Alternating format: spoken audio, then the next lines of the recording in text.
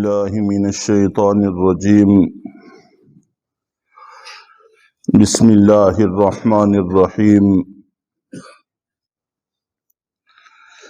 ان اول بیت وضع للناس للذی ببکۃ مبارکا وہدی للعالمین۔ اہل کتاب کا اعتراض یہ تھا کہ حضرت ابراہیم علیہ السلام اور پہلے نبیوں کا کعبہ بیت المقدس رہا ہے، تو اس پر ان کو بتایا گیا تھا کہ ایسا نہیں ہے۔ حضرت آدم علیہ السلام نے بھی کعبہ کو پہلے تعمیر کیا اور بیت المقدس کو اس کے 40 سال بعد تعمیر کیا ہے، اور حضرت ابراہیم علیہ السلام نے بھی کعبہ کو خود تعمیر کیا، پھر ان کے پوتے حضرت یعقوب علیہ السلام نے 40 سال بعد بیت المقدس کو تعمیر کیا، اور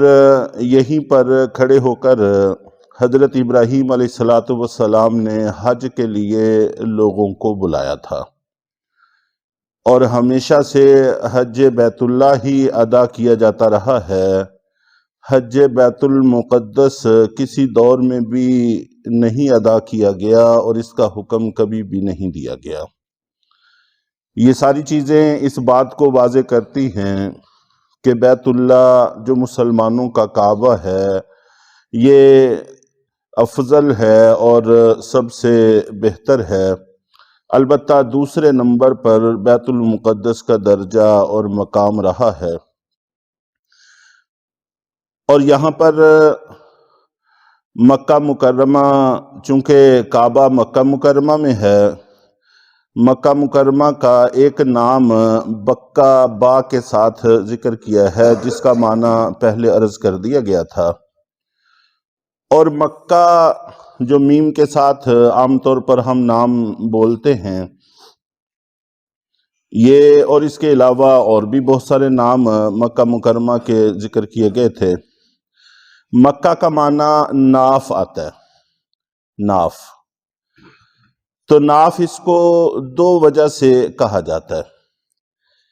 ایک تو اس وجہ سے کہ یہ پوری روئے زمین کی اصل ہے، یہیں سے پوری روئے زمین مشرق اور مغرب کی طرف پھیلائی گئی، اور یہ گویا کہ پوری زمین کی اصل ہے اور مرکزی نقطہ ہے، جس کی وجہ سے اس کو ناف کہا جاتا ہے کہ یہ زمین کی ناف ہے۔ اور دوسرا اس وجہ سے بھی کہا جاتا ہے کہ جیسے بچہ ولادت سے پہلے ناف کے ذریعے سے غذا پاتا ہے، اللہ تعالیٰ نے اس کی ناف کے ساتھ ایک نالی لگائی ہوتی ہے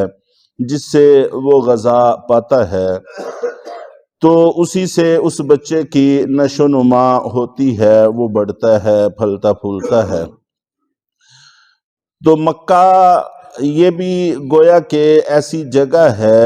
جہاں سے پوری انسانیت کو روحانی غذا میسر آتی ہے۔ یہ ایمان کا مرکز ہے، دین کا مرکز ہے، اسلام کا مرکز ہے، اور پہلے بھی حضرت ابراہیم علیہ السلام، حضرت اسماعیل علیہ السلام کے زمانوں میں ایسا ہی رہا ہے۔ تو یہیں سے پوری انسانیت کو روحانی غذا میسر آتی ہے۔ چنانچہ جس وقت کعبہ کو گرایا جائے گا تو اسی روحانی غذا کا سلسلہ منقطع ہو جائے گا۔ جب یہ سلسلہ منقطع ہوگا، ایمان دنیا سے اٹھ جائے گا، ختم ہو جائے گا، کوئی بھی اللہ کا نام لینے والا باقی نہیں رہے گا، تو پھر قیامت برپا ہو جائے گی اور اس انسانیت کو اور اس جہان کو ختم کر دیا جائے گا، تو پھر اگلا دوسرا جہان شروع ہو جائے گا۔ بیت المقدس یہ آپ جانتے ہیں کہ اہل ایمان کا مرکز رہا ہے، دوسرے نمبر پر بیت المقدس ہے، انبیاء کرام یہاں بڑی کثرت سے تشریف لاتے رہے ہیں۔ تو بیت المقدس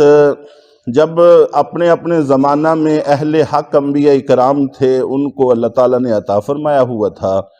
اور جس وقت نبی پاک صلی اللہ علیہ وسلم تشریف لے آئے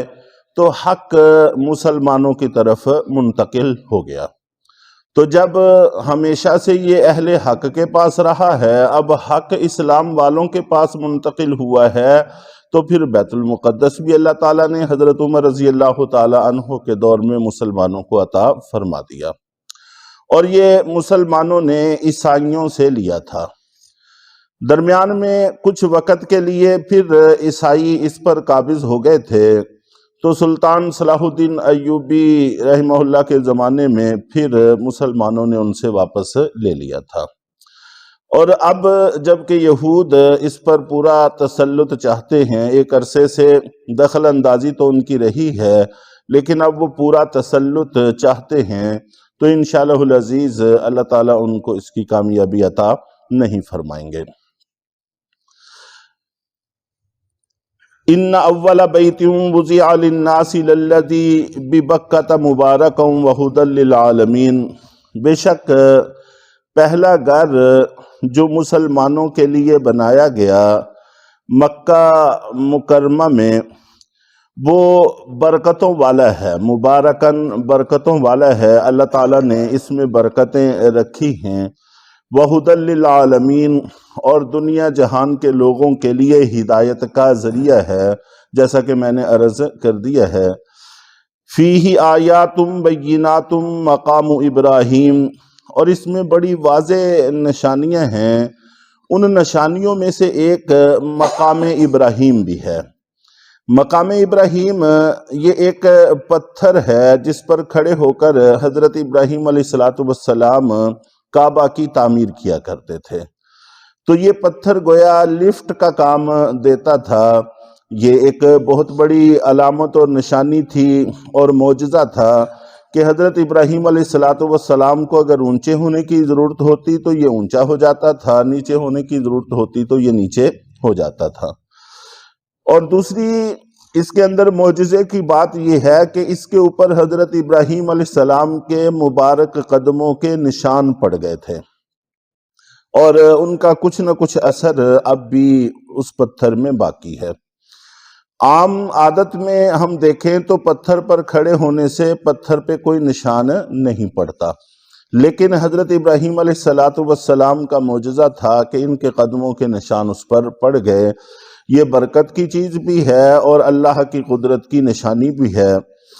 شروع میں یہ بیت اللہ کی دیوار کے پاس صف میں نصب تھا۔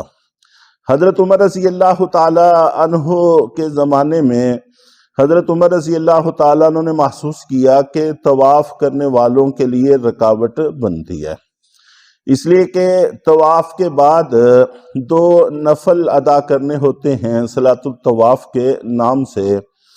تو وہ مقام ابراہیم کے پاس ادا کرنے ہوتے ہیں،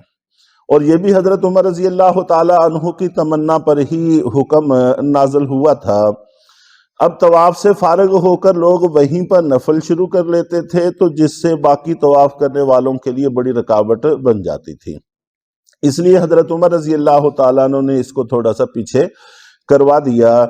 تاکہ نفل پڑھنے والے لوگ ذرا پیچھے ہٹ کر نوافل ادا کر لیا کریں اور طواف کرنے والوں کو کوئی رکاوٹ نہ رہا کرے اور وہ طواف کا سلسلہ آسانی سے چلتا رہے۔ تو جہاں اور بہت ساری نشانیاں ہیں اللہ تعالیٰ کی قدرت کی، وہاں پر ایک بڑی نشانی مقام ابراہیم بھی ہے۔ وَمَنْ دَخَلَهُ كَانَ آمِنًا، اور جو بھی اس میں داخل ہوتا ہے وہ امن میں آ جاتا ہے۔ انشاءاللہ العزیز کچھ باتیں اس کے متعلق، اور آگے پھر حج کا حکم ہے تو پھر حج سے متعلق بات عرض کی جائے گی۔ اللہ تعالی ہم سب کو عمل کی توفیق عطا فرمائے۔